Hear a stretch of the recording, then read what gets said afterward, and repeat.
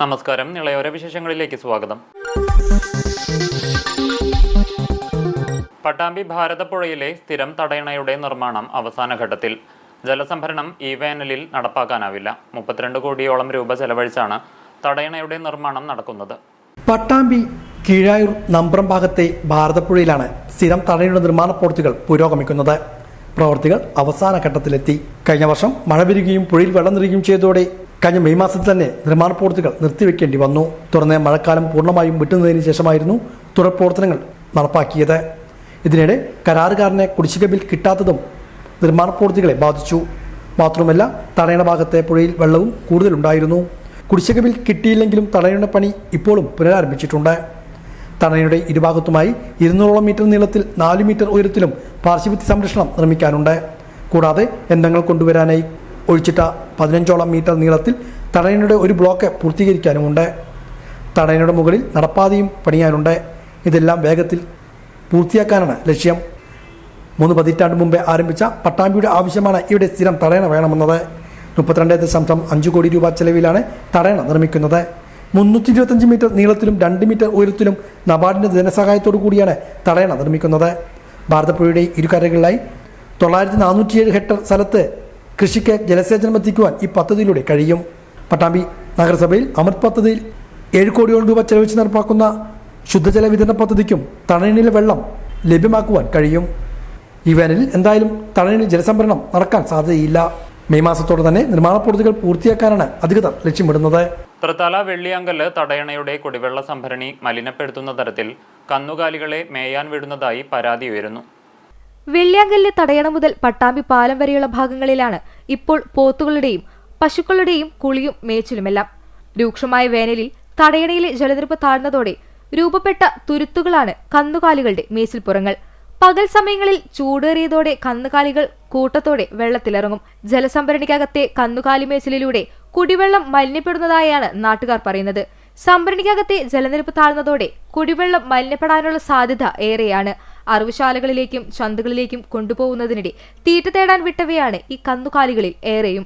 ലക്ഷക്കണക്കിന് ആളുകൾക്ക് കുടിവെള്ളം നൽകുന്ന തടയണ മലിനപ്പെടുത്തുന്ന ഇത്തരം സംഭവങ്ങൾ ഒഴിവാക്കാൻ അധികൃതർ അടിയന്തര നടപടികൾ സ്വീകരിക്കണമെന്നാണ് നാട്ടുകാരുടെ ആവശ്യം. നിലവിൽ പലയിടങ്ങളിലെയും മാലിന്യം തള്ളൽ മൂലം വെള്ളിയാങ്കല്ല് തടയണ മലിനപ്പെട്ട് കിടക്കുകയാണ്.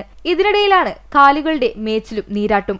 ചില സമയങ്ങളിൽ നിരവധി കന്നുകാലികൾ ഒരേ സമയം തടയണയിലെ വെള്ളത്തിൽ കിടക്കാറുണ്ട്.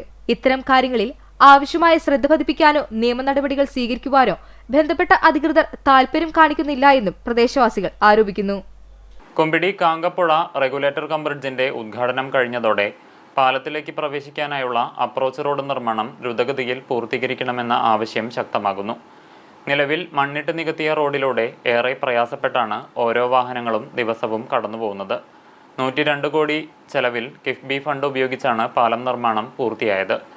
LDFന്റെ തിരഞ്ഞെടുപ്പ് പ്രചരണ രംഗത്തെ പ്രധാന വികസന നേട്ടത്തിലൊന്നായി കാങ്കപ്പുഴ റെഗുലേറ്റർ കം ബ്രിഡ്ജ് മാറിയിരുന്നു. നിലവിൽ അപ്രോച്ച് റോഡിന്റെ സംരക്ഷണ ഭിത്തി നിർമ്മാണവും റോഡ് വീതികൂട്ടൽ പ്രവർത്തനങ്ങളുമാണ് പുരോഗമിക്കുന്നത്. ഉദ്ഘാടനം കഴിഞ്ഞതോടെ നിരവധി വാഹനങ്ങളാണ് പാലത്തിലൂടെ നിർമ്മാണ ജോലികൾക്കിടയിലും യാത്ര ചെയ്യുന്നത്. മണ്ണിട്ടുയർത്തിയ റോഡിലൂടെയുള്ള ഇരുചക്ര വാഹന യാത്ര അപകടം നിറഞ്ഞതാണ്.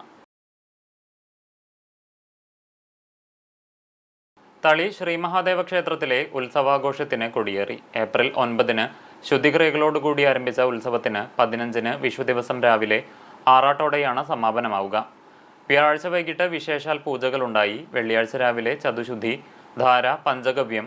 വൈകിട്ട് ദീപാരാധനയ്ക്കു ശേഷം കൊടിയേറ്റ് നടന്നു. അത്താഴപൂജ, ശ്രീഭൂതബലി എന്നിവയുമുണ്ടായി. ശനിയാഴ്ച രാവിലെ ഉഷനിവേദ്യം, എതിർത്തുപൂജ, പന്തീരടി പൂജ, നവകം, പഞ്ചഗവ്യം, ശ്രീഭൂതബലി, എഴുന്നള്ളിപ്പ്, ഉച്ചപൂജ എന്നിവ നടന്നു. വൈകിട്ട് ദീപാരാധന, അത്താഴപൂജ, ശ്രീഭൂതബലി, വിളക്കാചാരം എന്നിവയുണ്ടായി. 7 മണി മുതൽ തിരുവാതിരക്കളി മത്സരം നടത്തി. ഞായറാഴ്ച വൈകിട്ട് 7:30 പൂതനാമോക്ഷം കഥകളി അരങ്ങേറും. 11, 12, 13 തീയതികളിൽ തായമ്പക, വിവിധ കലാപരിപാടികളും ഉണ്ടായിരിക്കും. 11 മുതൽ 14 വരെയുള്ള ദിവസങ്ങളിൽ വൈകിട്ട് ലഘുഭക്ഷണവും ആറാട്ട് ദിവസം ഉച്ചയ്ക്ക് സദ്യയും ഉണ്ടായിരിക്കും.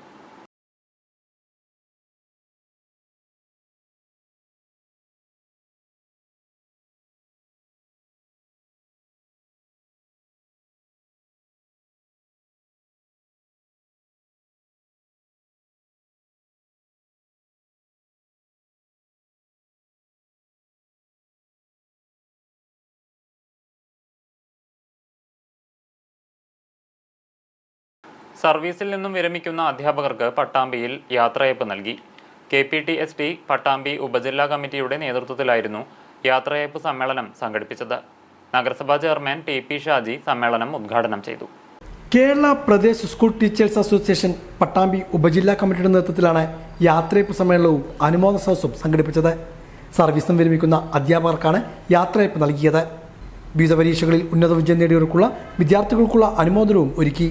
പട്ടാമ്പി തെക്കുമുറി എലഗൻ പ്ലാസയിൽ നടന്ന യാത്രയയപ്പ് സമ്മേളനവും അനുമോദന സദസ്സും പട്ടാമ്പി നഗരസഭാ ചെയർമാൻ TP ഷാജി ഉദ്ഘാടനം ചെയ്തു. മേഖലകളിലും അതിന് സമാനമായ രീതിയിലാണ് ഉദ്യോഗസ്ഥരായാലും മറ്റ് രാഷ്ട്രീയ പ്രവർത്തകരായാലും എല്ലാ മേഖലയിലും ആളുകൾ നേരിടുന്ന പ്രധാന പ്രശ്നം ഒരു ധാർഷ്ട്യമുള്ള ഒരു ഗവൺമെൻറ്റാണ്.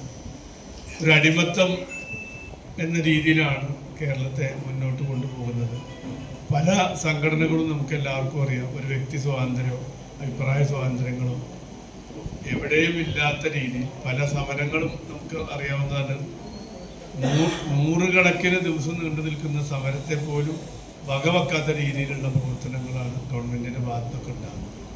എന്തായാലും ആ ഒരു മോശം കാലഘട്ടത്തിൽ നിന്ന് മാറി ഒരു നല്ല കാലഘട്ടത്തിലേക്ക് നമ്മൾ കടന്നു ചെല്ലുമ്പോൾ നമ്മുടെ ഈ KPSTയുടെ ഭാഗമായി പ്രവർത്തിക്കുന്ന മുഴുവൻ അധ്യാപകരുടെയും ഒരുപാട് ന്യായമായ ആവശ്യങ്ങളൊക്കെ പരിഹരിക്കാൻ നമുക്ക് സാധിക്കും. നമുക്കും ഒരു നല്ല കാലം നമ്മുടെ മുന്നിൽ വരികയാണ്. അപ്പോൾ നമ്മുടെ പാർട്ടി, നമ്മുടെ മുന്നണി നമുക്കൊക്കെ ശക്തിപ്പെടുത്തി മുന്നോട്ട് പോകേണ്ടതുണ്ട്. കഴിഞ്ഞ കാലങ്ങളിൽ നമ്മളൊക്കെ നമ്മുടെ ആളുകളോട് പറഞ്ഞ ഒരുപാട് കാര്യങ്ങളുണ്ട്. അതൊക്കെ നടപ്പിലാക്കാനും നമുക്ക് സാധിക്കണം. ആ രീതിയിൽ മുന്നോട്ട് പോകട്ടെ എന്ന് ഈ അവസരത്തിൽ ആശംസിക്കുകയാണ്. Pattambi block panchayat president AP Ramadas വിദ്യാർത്ഥികൾക്കുള്ള അനുമോദനം നിർവഹിച്ചു. ഉപജില്ലാ പ്രസിഡന്റ് PM രാജേഷ് അധ്യക്ഷനായിരുന്നു. വിരമിക്കുന്ന അധ്യാപകർക്കുള്ള ഉപഹാര സമർപ്പണം സംസ്ഥാന ജനറൽ സെക്രട്ടറി B സുനിൽകുമാർ നിർവഹിച്ചു.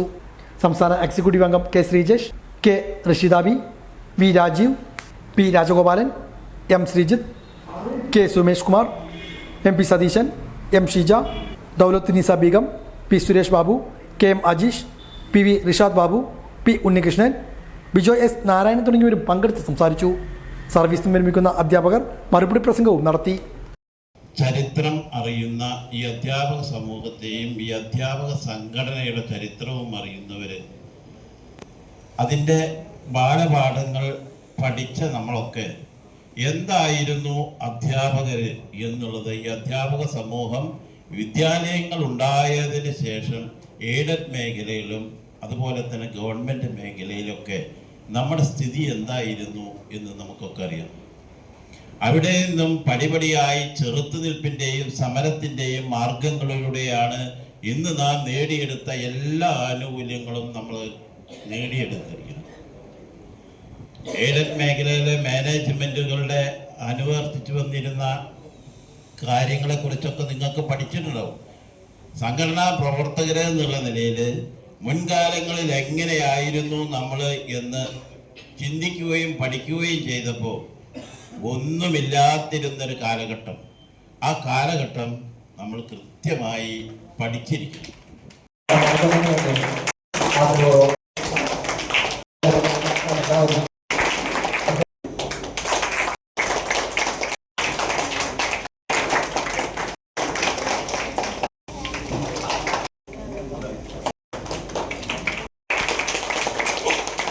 പട്ടാമ്പി പെരുമുടിയൂർ ശിവക്ഷേത്രത്തിൽ ശ്രീമദ് ഭാഗവത സപ്താഹം തുടരുന്നു. യജ്ഞത്തിന്റെ ഭാഗമായി കഴിഞ്ഞ ദിവസം ഭക്തിഗാന ഭജൻസ് അരങ്ങേറി. പെരുമുടിയൂർ ശിവക്ഷേത്രത്തിൽ ഏപ്രിൽ 6 മുതലാണ് ശ്രീമദ് ഭാഗവത നവഹയജ്ഞം ആരംഭിച്ചത്. നവഹയജ്ഞത്തിന്റെ 4ാം ദിവസം യജ്ഞവേദിയിൽ പ്രധാന പാരായണ സന്ദർഭങ്ങളിലെ ശ്രീകൃഷ്ണാവതാരം സദസ്സിൽ, സപ്താഹത്തിന്റെ 4ാം ദിവസം യജ്ഞവേദിയിൽ പ്രധാന പാരായണ സന്ദർഭങ്ങളിലെ ശ്രീകൃഷ്ണാവതാരം സദസ്സിൽ നിറഞ്ഞ് ഭക്തിനിർഭരമായ കാഴ്ചയാണ് കാണാനായത്. രാവിലെ വിഷ്ണു സഹസ്രനാമം, സമൂഹാർച്ചന എന്നിവയും ഉണ്ടായിരുന്നു. മൂർക്കന്നൂർ ശ്രീഹരി നമ്പൂതിരിയാണ് യജ്ഞാചാര്യൻ. രാത്രി ഭജനാമൃതവും അരങ്ങേറി. സ്വരഗംഗ പട്ടാമ്പിയുടെ നേതൃത്വത്തിലായിരുന്നു ഭക്തിഗാന ഭജൻസ് അരങ്ങേറിയത്. നിരവധി പേർ പരിപാടി കാണുവാൻ എത്തിയിരുന്നു. ഏപ്രിൽ 13 വരെ യജ്ഞം നീണ്ടു നിൽക്കും.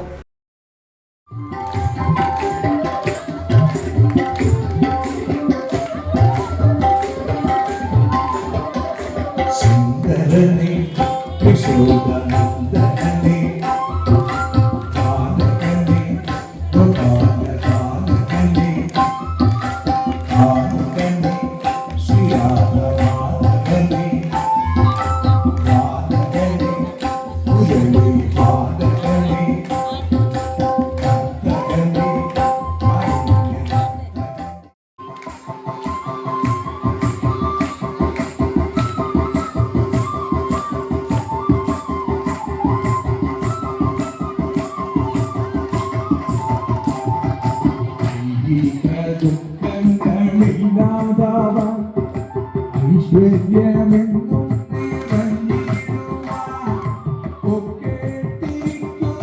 ഈശ്വരനെ ഒക്കെ ഓരോ ദിവസവും ഭക്തിയോടെ ഓതുവാനാകണം പുണ്യനാമം.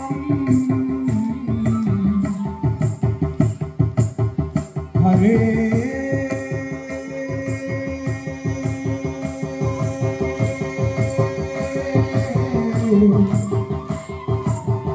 കൃഷ്ണ.